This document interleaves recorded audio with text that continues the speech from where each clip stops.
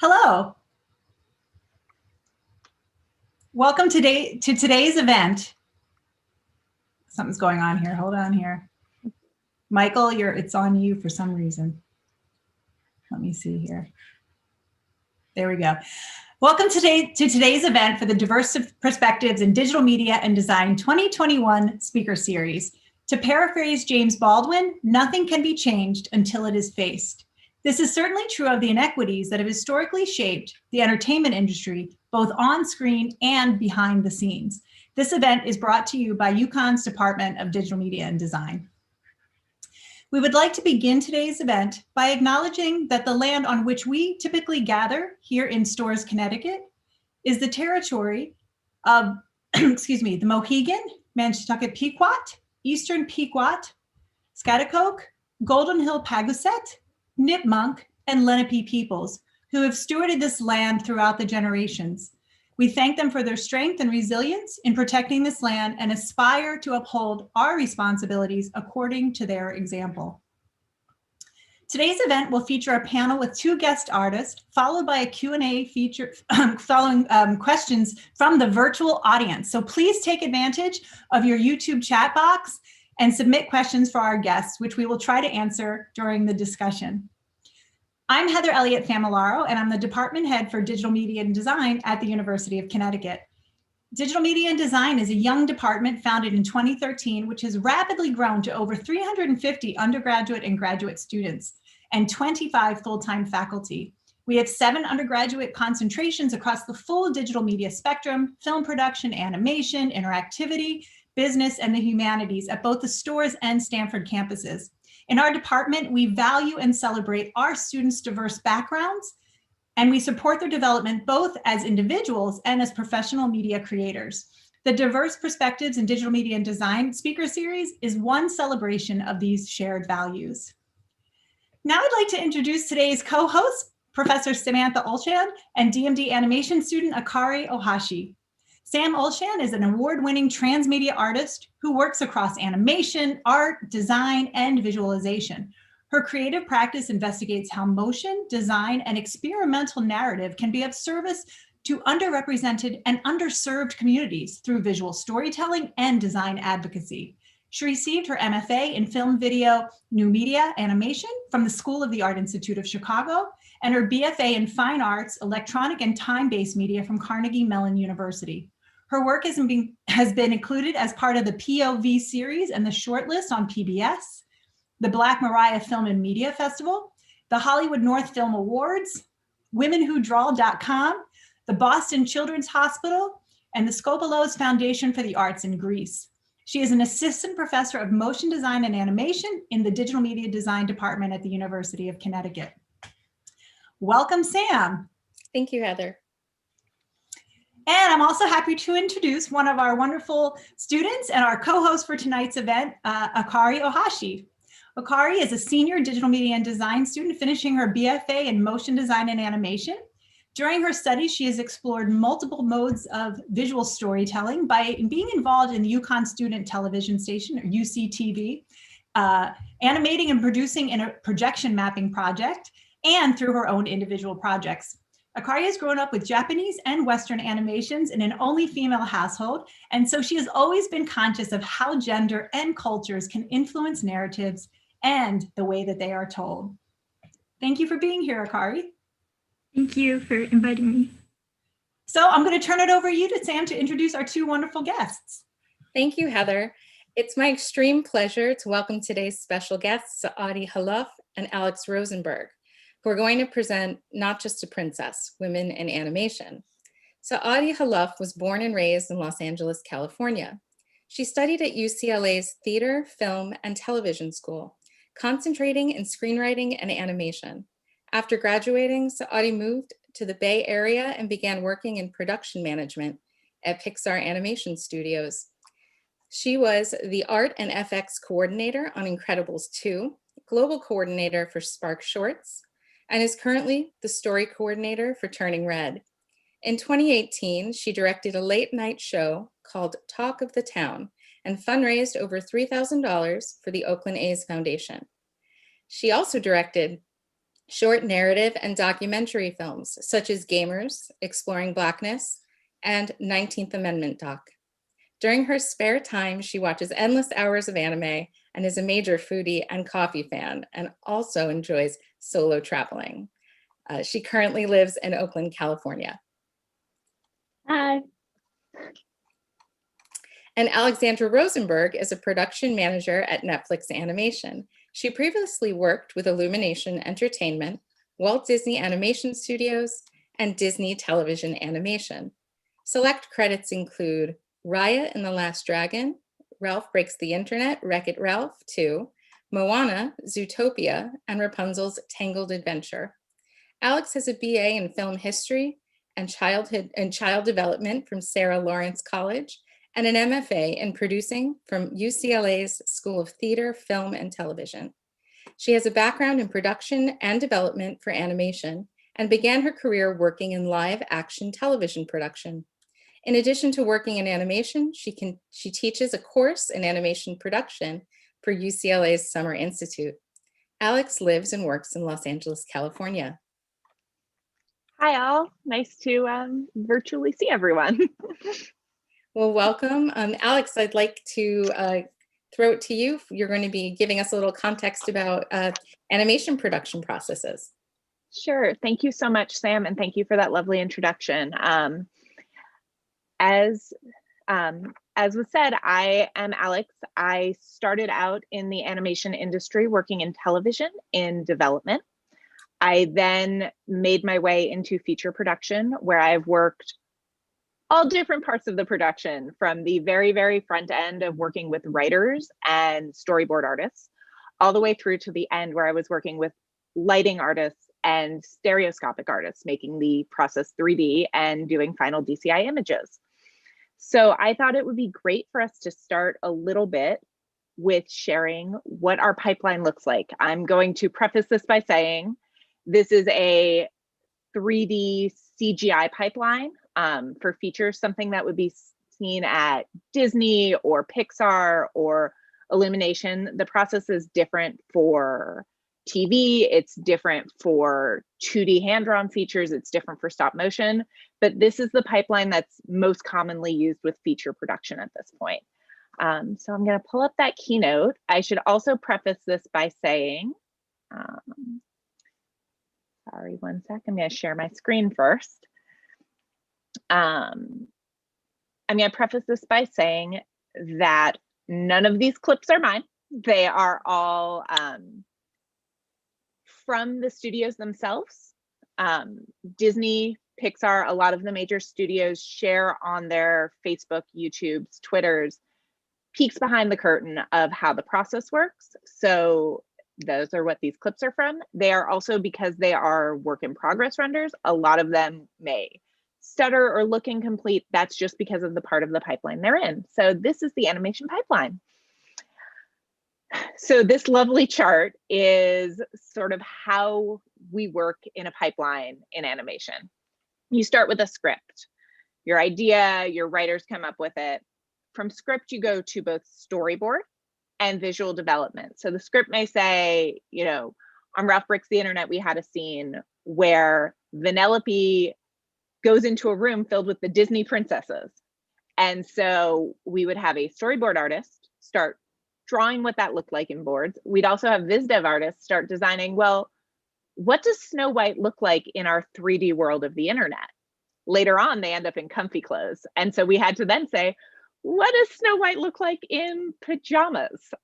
So you start working on both of those based off what your writer and director have sort of envisioned for the project. From storyboard, you go into editorial, where you cut those boards together. An editor cuts those boards together so that you can see how it flows with dialogue, with timing, and you'll go back and forth between editorial and storyboard and even story. It's a very iterative process. You don't just do it once. Instead, with that princess scene, I think we did it 30 or 40 times before we landed on what it was going to be like in the movie. From viz dev, you actually go into an asset build. So the asset pipeline is modeling, and I'll go into all of these with videos in a little bit, but modeling, look, rigging, and sim. Modeling is basically building that element. Look is what it looks like Is it pink? Is it purple? What kind of fabric is it? If there's hair, is it curly? Is it straight? How does it feel? Rigging, which is the armature inside of the model that moves, the animator can manipulate. And sim, which is how it reacts when it's touched. When I pick up my hair, does it bounce? When I touch a fabric, does it fold? So building all of those little things that aren't exactly the rig. Once you have your assets and you have boards that you're happy with from editorial, we go to layout. Layout is your basic blocking. It's how the characters are moving in the space. Layout leads to animation, which is the actual manipulation of your characters in the physical space. It's making their mouths move when they say words. It's how they gesture. It's how they interact with each other. Layout filing is a step where we basically look at the animation and say, okay, now in the layout, is my arm going through, you know, my water bottle when I move it? How can we move things to make sure that everything looks like it's a real space? Sweatbox, which not every studio does, but I know it's a Disney and Pixar thing, and the Disney pipeline's the one I grew up in. Sweatbox is that final check before you go to your back half of things. The term sweatbox is one of my favorite animation terms. It comes from when Walt Disney started making animated features. He would get all of his artists in a room, a tiny little editorial room, and he'd say, okay, are we all good with this before we ink and paint it, before we make it final, before it gets very expensive to go back? So Sweatbox is a meeting, but it's also a step in the pipeline where all of the people who have to have buy-in, your director, your head of animation, your head of lighting, all sit down and say, yes, we are holding hands and we are saying that this shot, the animation looks good, the timing is good. We can move forward and go into technical animation, also called CFX, which is moving the cloth, moving your hair, moving things that are soft and plushy that you interact with. FX, fire, water, wind, all of those things. Set extension, which means behind me, I might be able to grab, you know, a book, but are all of those books real? Sometimes it might be a matte painting, which is done by a 2D artist or on a Cintiq, but it's projected as opposed to being real geometry your characters can interact with. And stereo, which is 3D imaging. All of those feed into lighting, which is creating your light sources. And that finally creates your DCI, digital cut-in image, and your stereo DCI, so your stereo digital cut-in, which are what your final images are in the film that you see in theaters or on your television screen. So here are a few examples of those pipeline steps. Yes. Oh, no, I was just say, yeah, I think an important thing to notice too when you look at this, I know it looks very confusing, but we're basically like working like on top of each other at times. There's a lot of back and forth where like something might have gone approved to art and it's modeling, but then suddenly needs to go back to art because a character like changed. It's not like a 90-year-old grandma anymore. Now it's like a toddler. So that character has to go back to art department and like go through the process of like just pitching designs to the director until it gets approved. And I think it's important to notice that like story and like art works parallel with each other, and you can't really tell from here, but edit is touching every single department. Every time it goes through a department, it has to go through edit first. So edit is like the heart of the production. So every time it goes to production, it goes to edit cuts it in, and then cuts that and improves it and locks it for the next department to work on it. Yes, absolutely. And thank you for pointing that out, because it is true. Editorial runs throughout. Everyone runs throughout. Sometimes you have something that's in lighting and all of a sudden you go, but is that really working? And then you go all the way back to storyboard. Not ideal, but it happens. The other department that's not on this chart, because it would be very messy to include, is production management, which we are the people who support the artists. So our job in production management is to partner with the art director, to partner with the animators and say, how do we get this shot, this sequence, this part of the movie through the pipeline and to that next department? how do we make sure that the artists are supported, but also at the same time, we are hitting the schedule that the producer or the line producer or the production manager has set forward. So here are some of our departments. So storyboards. These are from Zootopia. This is the scene where Judy is at her first roll call for the ZPD. And so our board artist basically took what was in the script, talked to the directors, Byron Howard and Rich Moore, and said, what do you want this to feel like? And then drew out the poses that Judy went through, that Bogo went through. There are tons of different storyboard programs. This happens to be the one that we use at Disney, where it's just taking each of those images and cutting them into something very basic that can then be shared with the editor to do a full pass. Visual development, it's literally everything in your animated world needs to be designed. So as I mentioned earlier on Ralph Breaks the Internet, we had the particular challenge of taking all 13 Disney princesses, 12 Disney princesses plus Merida from Brave, and designing them in our style, our 3D CG style. Some of these princesses had not been done in that style ever. And then we also had to put them in pajamas. So we had our very talented Viz Dev team, and these images are done by Ami Thompson, who's spectacular.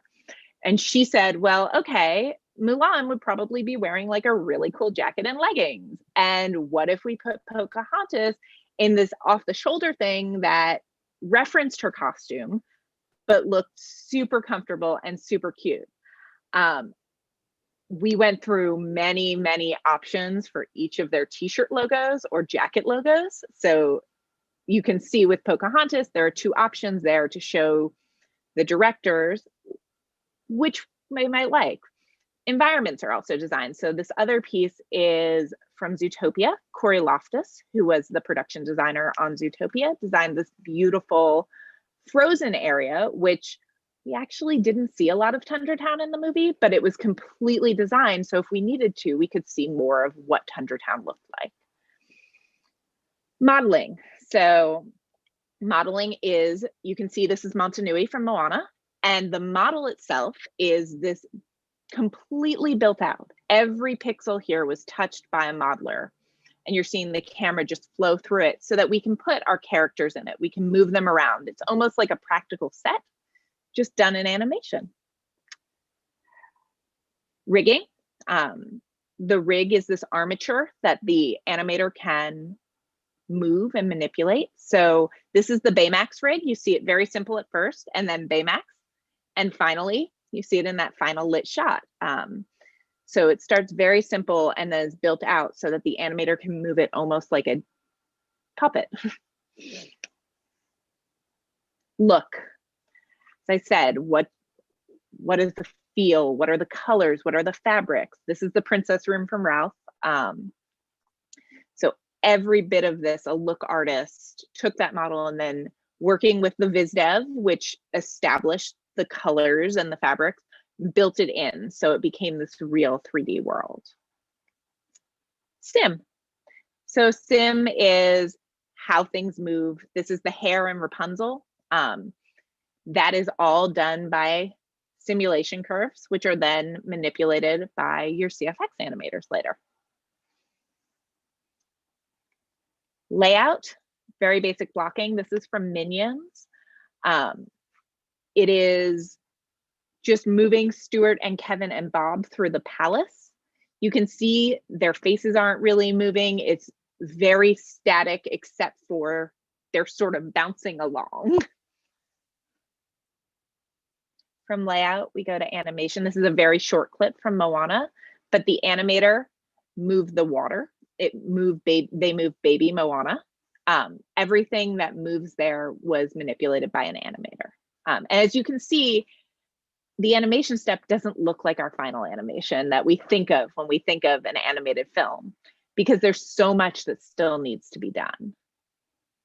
So Layout finaling and sweatbox come next, but those are very much check steps where we check in. Layout finaling artists are spectacular in what they can do and make sure that everything looks right. We just don't have a video of it. Tech anim and or CFX. And again, it's called something different. Everywhere I've worked has referred to it as something different, but it's moving hair and cloth. So Moana's hair is being manipulated by a technical animator. Her skirt, you can see here, these are draw overs. So sometimes we'll bring in a 2D artist to say, what if it moved more like this? Because it's easier to explain in 2D than 3D how you want it to look. And in the end, you end up with that. Effects. This is the Moana portion of the presentation. Effects. So water, wind, fire, smoke. So here the effects artist started by blocking the water, how the water is going to move when Moana tries to kick it. She's yelling, it's moving. Then they made it into a bunch of little pixels so they could manipulate each one individually. A lot of this is done in cycles, but they tried to make sure that the water felt like real water. They worked with lighting to make sure there was a translucency to it, so it felt like you were looking at the ocean itself. Set extension. So as I said, sometimes not everything you see is real in the world of animation. The set extension team takes the base that was built and is actual tangible geometry, and then they add in these flat elements to make it look bigger. In this case, the entire city of Zootopia was done in set extension. Lighting. So lighting is the last step. And lighting, you'll see in this, which I really love this video, because it shows sort of the default. When you're animating, this is what it looks like. And then it turns into this beautiful illuminated cavern. This is from Frozen 2, that Elsa can run through while singing. And the lighters found places in the rock work to put light elements to light it up. In the walls, there's a shot coming up that you'll see here where it's almost glowing. They had to do that. And then in the moment where she sees her parents, which is coming up, or her mother, which is coming up, they animated everything. And then you just put this beautiful glow over it. The lighting team did that.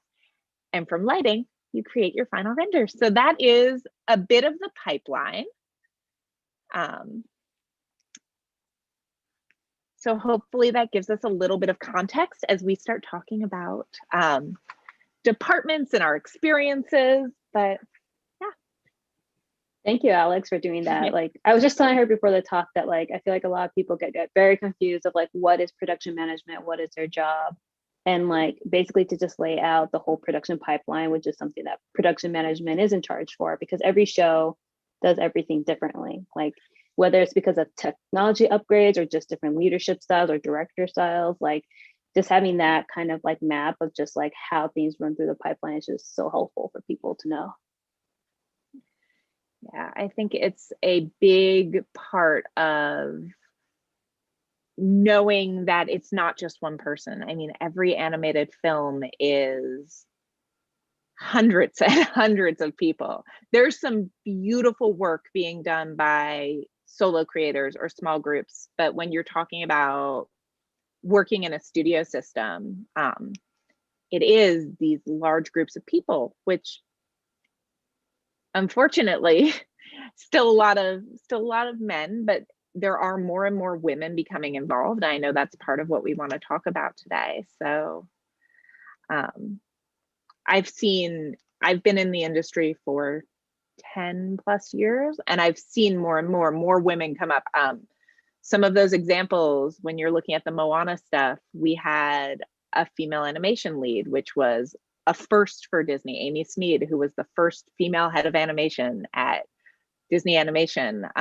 You're starting to see women involved in leadership in, I feel like production management is always the most female heavy group, but in lighting, in effects, you're starting to see that more and more, but it is still a process, yeah, to say. Well, I'd like to ask you, and feel free if you're in the audience, if you have questions, please feel free to put them in the YouTube chat and we can address those questions. But maybe you can tell us a little bit about what got you into the industry, how you arrived there, and what the process of moving from studio to studio or staying at the same studio has been like for you. Yeah. So I've been in the industry like for 5 years. So I'm not like, yeah, I feel like Alex has been there double the amount. So I feel like she has a very big, like probably like grand scheme of how the studio has been for like the past, or animation world has been like for the past decade. But for me, I went to UCLA Film School and I just interned hard. Like literally every quarter, I was doing an internship. There was one year where I was just being a PA for these two Disney lighters who were just making a short for themselves. And I was just there taking their notes and just learning what it means to be a PA. And, you know, I interned at Cartoon Network at DreamWorks. And then literally after DreamWorks, I went to Pixar and interned and I got hired full time. But there was a lot of interning, a lot of meeting people, and just like continuously going to networking events and hustling, asking for advice. My first ever job was catering. So like, I get it if you feel like you don't have enough in your resume, but just showing skills or just like learning, like either leadership skills. Like I was part of film fraternity. So I was making a film every quarter and I was like the treasurer. So I was in charge of money and budget, and that is production management. Like we're constantly thinking about budgeting and like man weeks and just having skills like that from all the clubs I was part of, being on set too. And then the plus additional just like interning in actual studios and meeting people who actually want to help me too was just like a way I got in. So I guess I knew I loved animation from when I was little, but I did not think that working in film or animation was a viable career. I very much was raised in a household where it's like, okay, you're going to go to college and then you're going to go to like law school or med school, or you're going to go like work for something that's a real job. So I went to college thinking I was going to do pre-law, thinking I was going to go to law school. I was going to go work for a big firm in Manhattan. I grew up in Pennsylvania outside of Philadelphia. So I thought that was what I was going to do. And I knew I loved movies. I took a film studies class and was like, this is what I love. And I managed to continue convincing professors that I should, you know, when it came time to writing papers or doing independent study, what if I looked at The Little Mermaid? What if I analyzed the songwriting in Beauty and the Beast? And people just kept saying, yeah, cool, go for that. My senior year in college interned for a very small company in New York that did preschool programming, preschool animation, which is amazing. And New York has a very like small but fierce animation community. So I did that. And then it was like, okay, Alex, you need to get a real job. Like the studio, the production was over. They didn't have a project for me. So I gave myself a year and I was like, I'm going to be a PA for a year. I'm going to go work in live action television. At the end of the year, I will apply to graduate school and I will know if it's going to be law school or if it's going to be film school. 6 months into being a PA, I was like, I want to go to film school. And so I went to UCLA. I got my master's there. Go Bruins. I didn't realize that we both went to UCLA. I went to the underground program, but the film school too. Like we're both TFT. Yeah. TFT. UCLA was my excuse to move to the West Coast. For a lot of reasons. I was like, I'm in New York. This is where I'm staying. I moved to LA. I did the grad school thing for 2 years. And I kept saying every time in class things would come up, I'm like, I'm really drawn to family stuff. And more importantly, I'm drawn to animation. So I did the internship thing. I worked my ass off. I ended up getting a job out of school as the assistant to the vice president of development for Disney Television Animation, which was a great learning experience. I got to see how we develop projects, how someone comes in with an idea, and that idea goes from this little nugget of something to Star versus the Forces of Evil, to Rapunzel's Tangled Adventure, to Gravity Falls. I also got to see how sometimes that little nugget of an idea, which felt so special, ended up feeling like everything else. I'm really proud of the work we did while I was at TVA. I think that they make amazing programming, but I also realized I didn't like being the person who had to be like, sorry, your idea sucks. I wanted to help make things. So I moved to the production side of things, where I was lucky. I knew people at Disney Feature from my time at Disney Television. I went from being an executive, a junior executive, to saying I'm going to start again as a PA. And I worked my way up from being a PA to a supervisor at Disney Feature. I then had an opportunity to go work for a really spectacular female executive I had worked with at Disney Feature at Illumination. And I was there for 2.5 years. And again, I got a call from someone I had worked with in a previous part of my career saying, hey, I'm starting a project at Netflix, come be my production manager. So it's that my growth, even my first job, and my first real job after grad school in animation was my internship, which was with a management company, knew that Disney was looking for an assistant. So it's been this sort of path of finding the people you want to work with because you get along, because you appreciate their vision.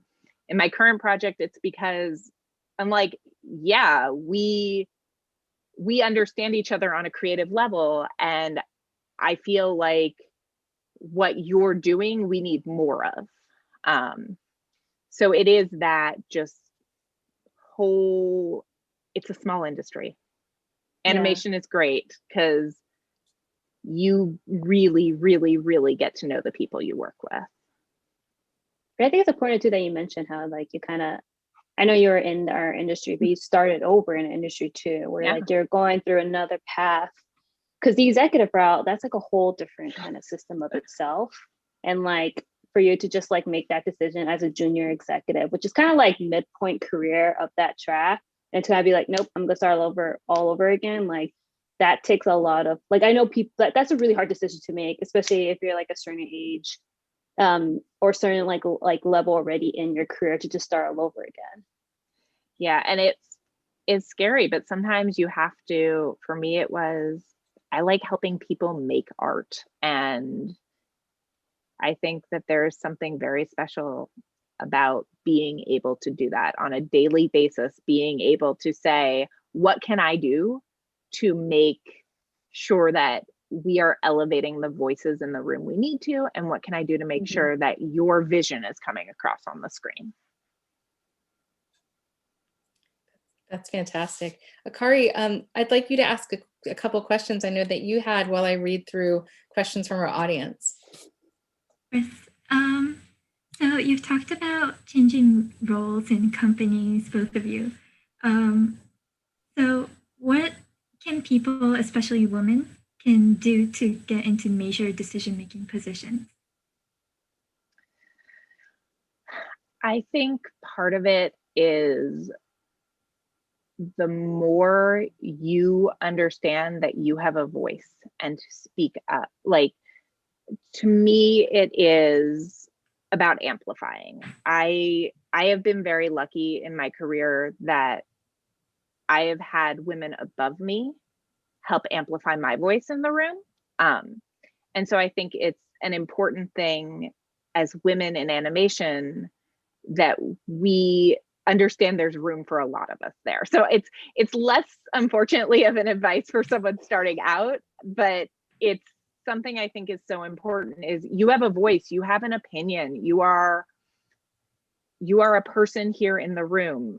Share those thoughts, because at least in my career, I've been lucky in some ways that I've worked for amazing female executives who have been like, yes, you spoke up. So I think that's part of it. And it's just, we need to keep saying these things. We need to keep having these discussions. Yeah, I'll piggyback on that as saying just being vocal, letting people know. I'm a big believer of planting your seeds. Like, some things don't come immediately, but if you're like, starting interning and you're taught, like, that's a great thing about interning, where it's just like, you literally have, as an intern, like the ability to just talk to like anyone, because you're an intern, that's what you're there for. You're there to learn, absorb, and figure out what you want to do.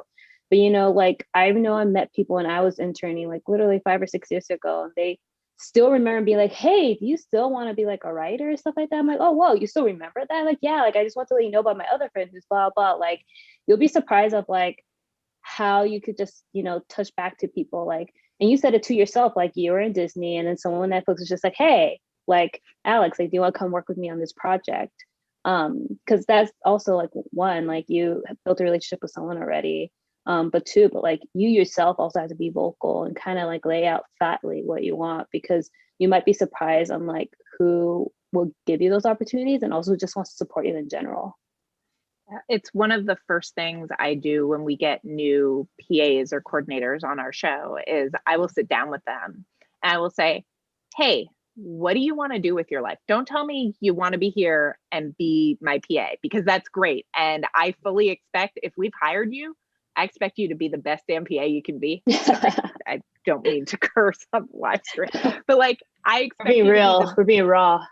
I expect you to be the best at your current job, but what do you want to do? Because I want to hear that. I want to hear how we can work as a team to grow people, because the best way that my show can succeed is if everyone on it is succeeding. And then the best compliment in the world is, oh, hey, that person who used to work for you, I just hired them at, this job level or 2 job levels above.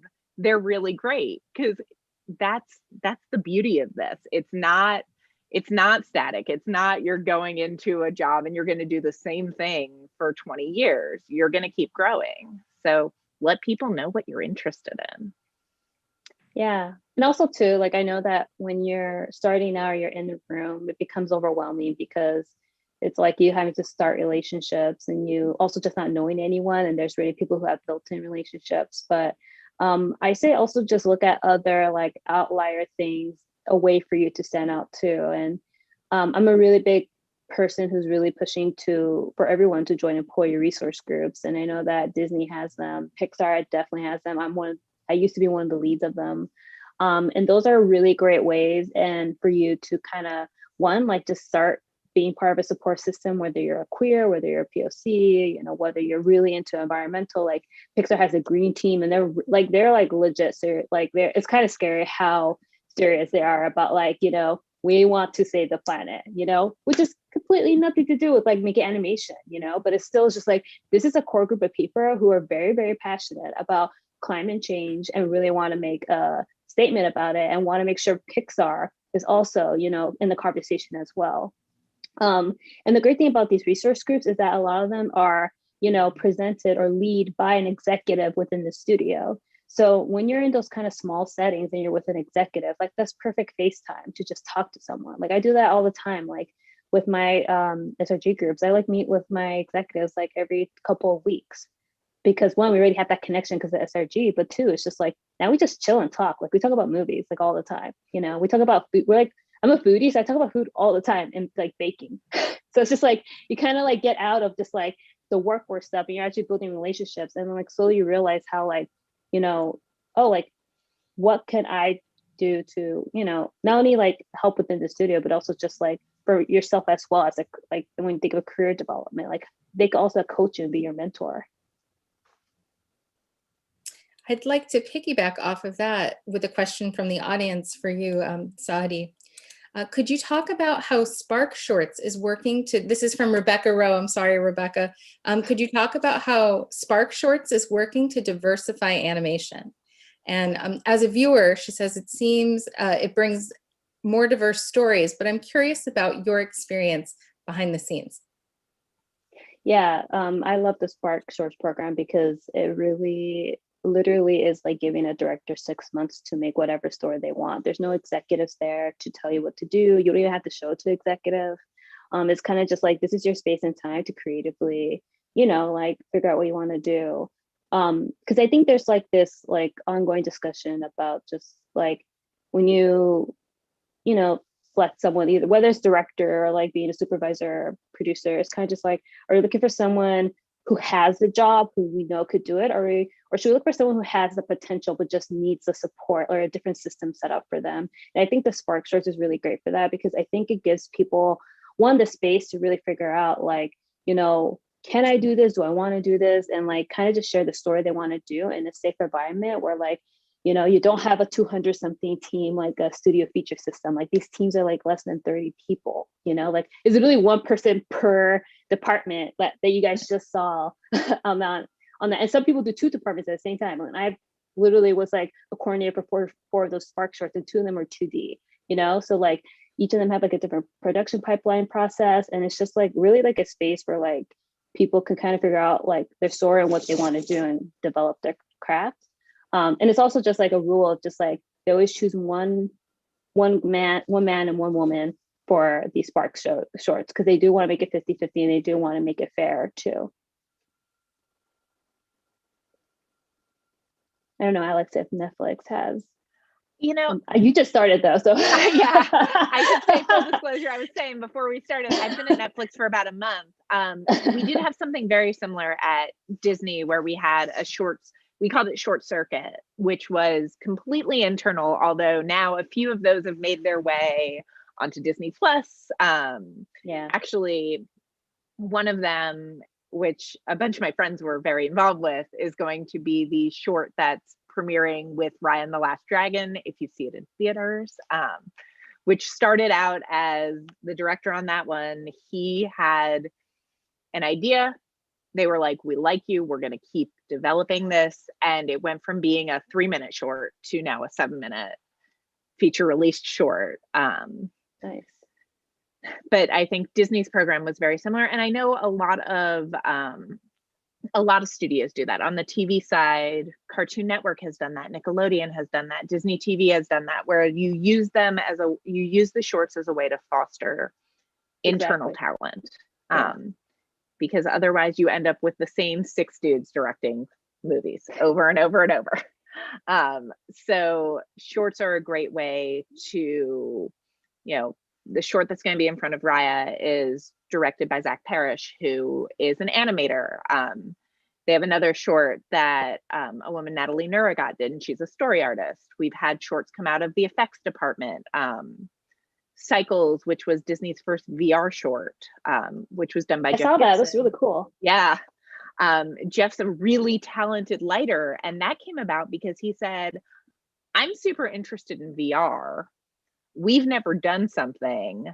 Can I do this? And he got a team of people. He was like, I know this stereo artist who's interested in VR. I know this layout artist who's interested in VR. I know this coordinator who's interested in VR. And they all got together and did Cycles, and then they did Myth, which was the Frozen VR. So Cycles did so well that they basically said to the Cycles team, hey, so you want to do something with Frozen too? But I know that they are a great way to nurture young talent within a studio.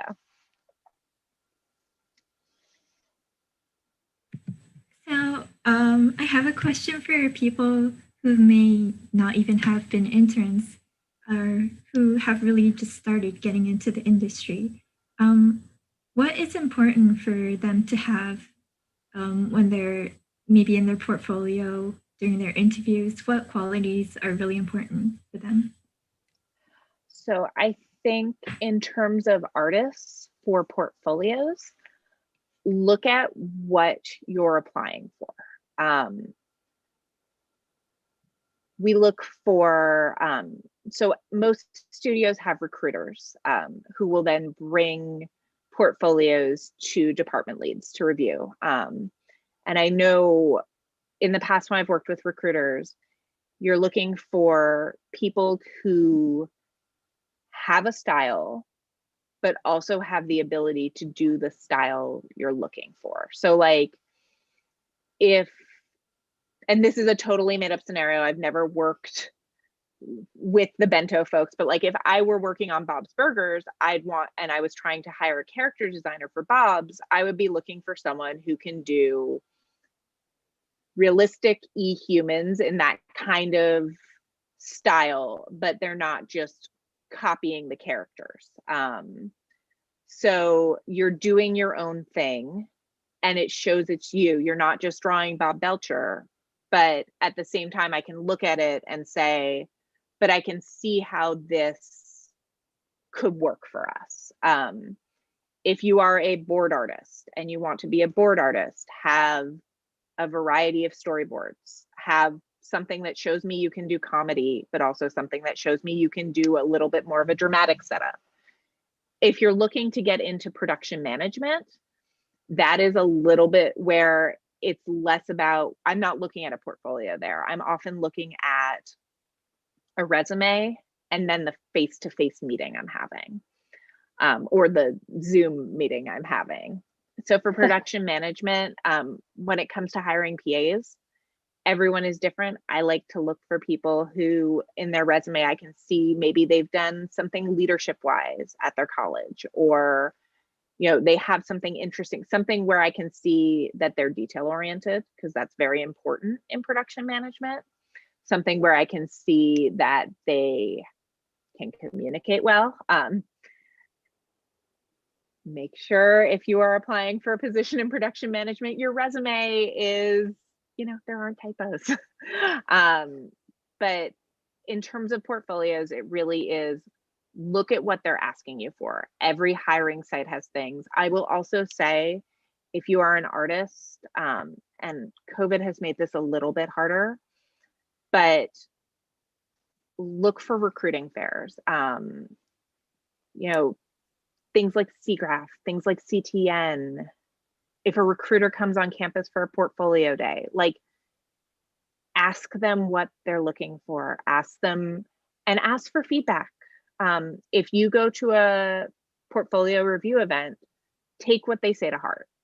If you're told, you know, this is great, but it's very illustrative and I really want something that's more, and we're looking for something that's more graphic or more anime inspired, use that, tailor your portfolio, and on your site, have that kind of stuff as well. I know a lot of recruiters look at your Instagram. If you have an art Instagram, like that's awesome. A Tumblr. I cannot tell you the number of meetings I've been in where literally it's like, oh yeah, this person, let's just go and like Google their Tumblr and pull it up and look at what they have. Yeah, I want to second the art fairs. Like Pixar's recruiting team has their own Twitter account, which is like, follow that shit, man. Like they post about like just events they're doing, places they're going to virtually. And a lot of the times like maybe it's a little different now because it's all virtual. But they do like to do the one-on-one like art portfolio sessions. I personally, like I volunteer at Glass Animation Film Festival every year. And I love that film festival, mainly because they're really about the indie boys and the independent artists. But I help with their Nickelodeon art portfolios, one-on-one sessions. I'm there just like, you know, collecting names and just like guiding kids. I'm like, here, talk to this recruiter, you know, you have 15 minutes, go, you know, and it's those kind of interactions and just like relationship building. And again, it's just planting seeds. Like, don't expect like right off the bat, you're going to get a job from these studios from that one interaction. It's really about planting seeds, making relationships, being consistent, coming back. And then also, I was going to say, I know that recruiters also just have a lot of ties with the universities you're in. Like I know at Pixar, we have like a university like person who mainly is in charge about going to schools and just being up, like in touch with your university's connections as well. I know people say like Cal Arts is like the place to go, but like Pixar, like we really look at other places too. Like we just don't look at the main studios like in LA. Like we do travel, we go to historical Black colleges. We go to School of Texas too. Like they really are really great about like going to different places and making sure that they could, because it's that kind of idea I was telling you about. It's just like, do you want someone who already has the job? Or do you want to get someone who is not there yet, but they have the potential and we know that they do? Let's just figure out a system or a way to help support them.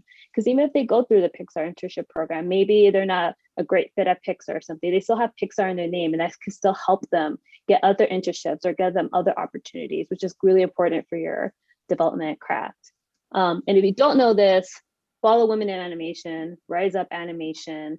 There's so many animation just like programs and groups that started from the artists within the studio who are also just set up of like, why is there no Black people here?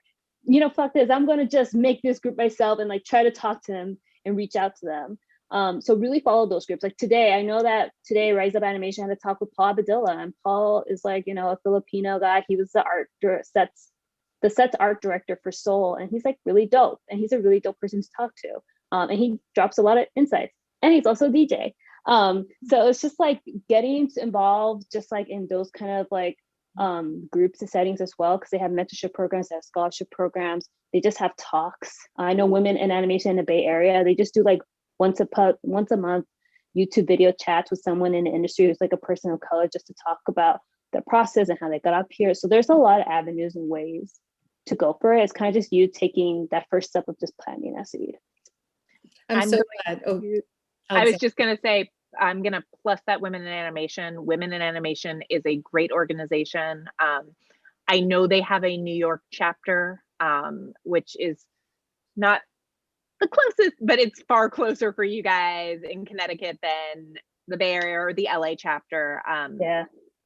They do a lot of student mentorships. They also do, once you're in the industry, a lot of professional mentorships where they'll pair junior artists or junior people with people who are at a higher level. And so they're wonderful. I was just saying, I'm so excited you're bringing these organizations up. I think that they're wonderful. Rise Up Animation was also offering portfolio review at one point. Mm-hmm. And I think Women in Animation might do the same thing. So these are wonderful things for our students. So thank you for shouting out to those organizations. We have a couple questions from the audience that I think we have about 4 more. So I'm going to whip through these quickly to piggyback off of what we just talked about. Commitment has a question that says, how has COVID changed parts of your career? Well, we are definitely not in an office, which is interesting because so much of what we do normally would be me going to a coworker's desk and being like, so that thing I need, or someone coming over and being like, hey, let me show you this scene real quick. And instead, it's now a lot of virtual. Hey, can we jump on Zoom for 5 minutes? It's definitely, we've adapted, I would say, but there are bumps. When COVID started, I was working for a studio, however, that was based in Paris. So for me, it meant that I'm a morning person. My day meant I'm up at 5 anyway. I was starting my day at 7 and ending at like 3 or 4 in the afternoon because it allowed me to work with that team virtually. But it's definitely changed a lot of how we can communicate, some for the better and some for the worse, because I had an art review yesterday where our director said to our artists, if we were in person, there was some disagreement over a model where some of the artists didn't like it and some did. Our director went, if we were in person, we'd all go out for lunch. We'd have a beer. We'd talk about what we like, what we don't like. And even though not everyone would be happy, we'd at least come to this conversation. Like, you can't do that virtually, unfortunately. Yeah, I think you miss a lot of that hallway chatter and hallway conversations that are really important. As someone who's like really involved with like the POC community at Pixar, I think it's just like the whole idea of belonging in the studio is a lot harder because we do rely on those like, mixers or like just like, oh, hey, it's happy hour. Or just like taking a walk around the walking path to really get to know people and just make them feel like they belong. And I worry about the new employees that come in who are doing hiring orientation via Zoom and like doing team introductions via Zoom. And I think it's just so hard. And we talked about it with the producers too, or like even the producers feel like they're having a hard time trying to fit like one-on-one conversations with people, because I have to say, I've like out of all the studios I have interned and worked at, Pixar is the most like accessible to literally talk to anyone. And I mean anyone. Like you don't have to go through an assistant to be like, hey, can you fit me in? Like you can literally directly talk to a producer, someone be like, hey, I'm new on your show. Can I talk to you? And they'll be like, yeah, let's do it. Put any time in my calendar, anytime, I'm down. And that's really hard because they really rely on that to really get to know the new employees and really get like a beat of like their show or just like things around the studio. And it's really hard to do that via Zoom. On the flip side, I think there's something about work-life balance that and I say that flip side, not a good thing, but it's also just like, I think people are realizing how much they have been working and now being at home, they're just like, oh, this is maybe a little too unhealthy. Maybe I do have like a better work-life balance, not being at the studio, but it's also just like, the creative process, like you really get like all the juicy stuff when you're in the room. And Pixar's been very exclusive. Like you don't really show, like I'm a coordinator and I talk, I give notes, I give feedback. Like it's just so much harder to do it via Zoom when you're like with 30 people. Yeah, that is, I think it's one of the things that makes me very sad that we're not in rooms, is that sometimes you don't get all the voices you'd like because via Zoom, it's so much harder. If we were in an editorial suite, normally it would be people would talk over each other and you'd be able to see and anticipate, and via Zoom it's much more call and response. I think that is something that's definitely changed. Although I just had a conversation actually literally before I stepped into this with a woman I had worked with at Disney. We're now both at Netflix, and we were both saying, when we were in the studio, occasionally you'd have 3 hours where you didn't have a meeting. And what you would do is you would go check in with the artist. She's also production management. We'd like go on rounds. And now, well, one, I'm not sure I have 3-hour blocks without meetings most days, because we are trying to do so much of that virtual one-on-one. Our team has been very good about ensuring that I meet with every single one of my production people weekly for half an hour. But at the same time, it's like, I might get a little half hour here or there to go do something.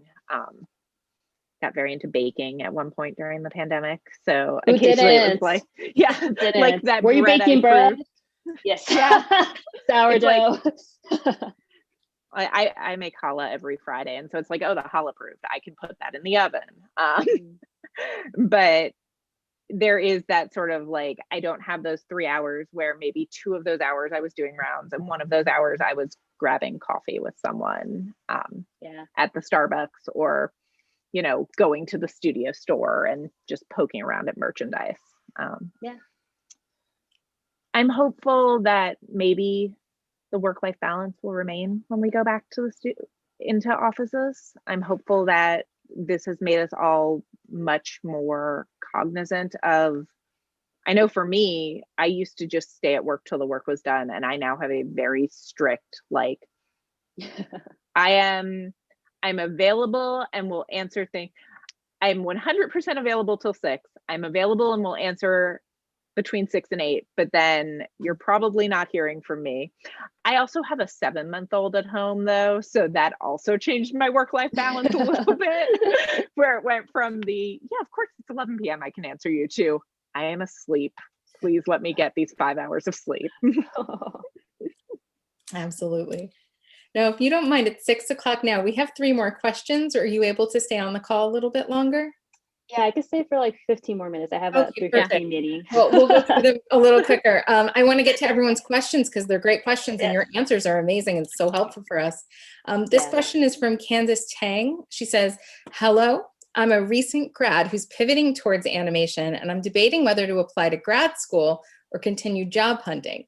What are your thoughts on grad school to help break into animation? I'm gonna let Alex answer that one. I loved my grad school experience. You do not need a graduate school degree to get into animation.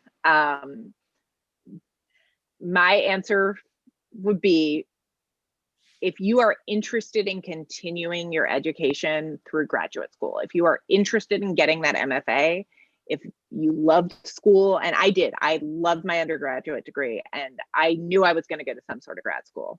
It was great for me. I made some great connections. Frankly, I am here today because one of my grad school classmates is a faculty member at UConn and asked me to do this.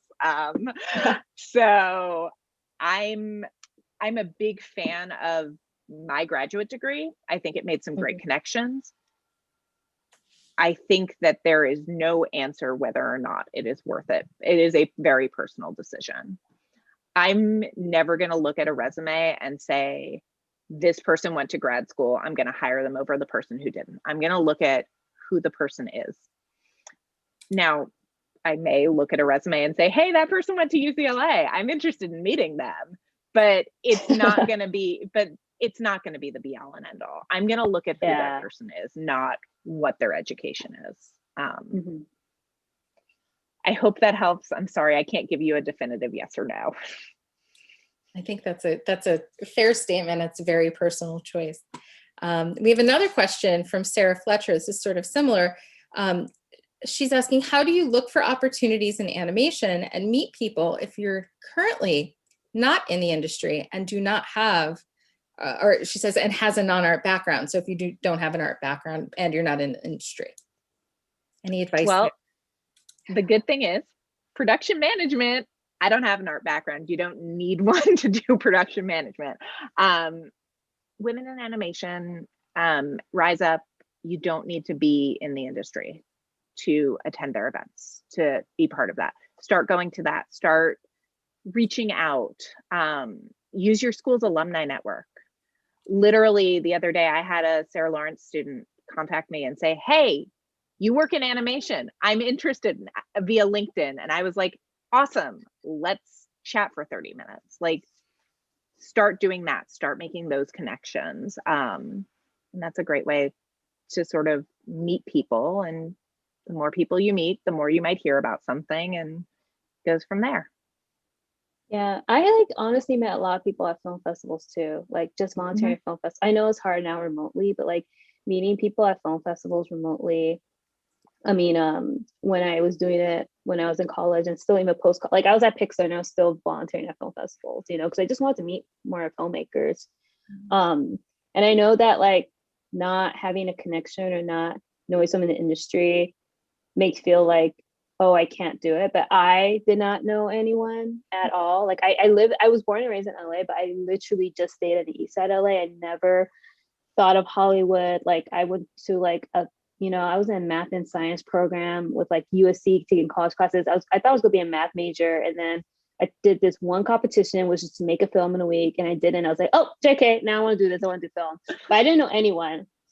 So like, I'm a living proof of like, you don't really, like you could go in and want to do this industry without knowing anyone. It just takes time. And it's, again, I keep saying like, just plant your seed, like don't expect things and don't compare yourself with other people too, because that is just going to like harm your ego and just confidence so much. I think that's wonderful advice. That's so true, not only for the beginning of your career, but throughout your career in animation.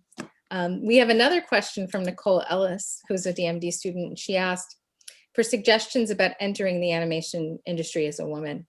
What should she be wary of, and what can she do to give herself the best opportunities possible? That's a loaded, multi-faced question. Interesting. Worry about.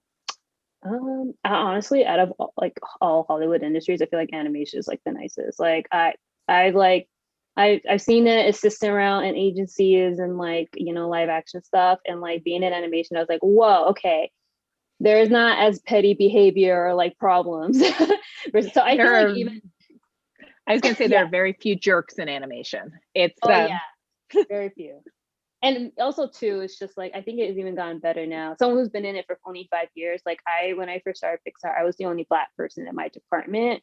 And now just like 5 years later, like, you know, at least like 5 or 6 of us, which is like, yeah, it's still small, but it was way better than when I was just by myself, you know, like literally in there, there's no Black producers. So I was just like, if I can't see myself, like, could I ever even envision myself, you know, doing this? Like, is this even a career path for me when I don't see myself?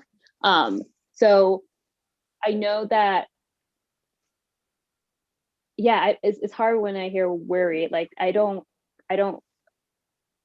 think times changed. What about you, Alex? Like, yeah, I will honestly say, I think when you go into any career path, you need to have your eyes open and know that, you know, use your judgment, use your senses. But I've found that animation is an industry where, more than my previous live action experience, people are putting their money where their mouth is in terms of, they're not just saying we want diversity, we want more women. There are active and concerted pushes. So I think the best advice I can give anyone trying to come into this industry is be open, be you, and know why you are a good fit for this job. Like, believe in your skills, like believe that you can do this, and then go in with that kind of confidence, but also at the same time, that openness and willingness to learn. I think that both of those things will really serve anyone coming into this well. If you're planning on making a career in animation, there are so many people who are here and want to support that and want to support women coming into it. So it's about, and really want to support anyone coming into it. If you're interested in animation, that's awesome. So like, for me, it's, the advice I can give is know what you're good at, know what skills you can bring to that job, and really make sure that you are putting your best foot forward in that regard.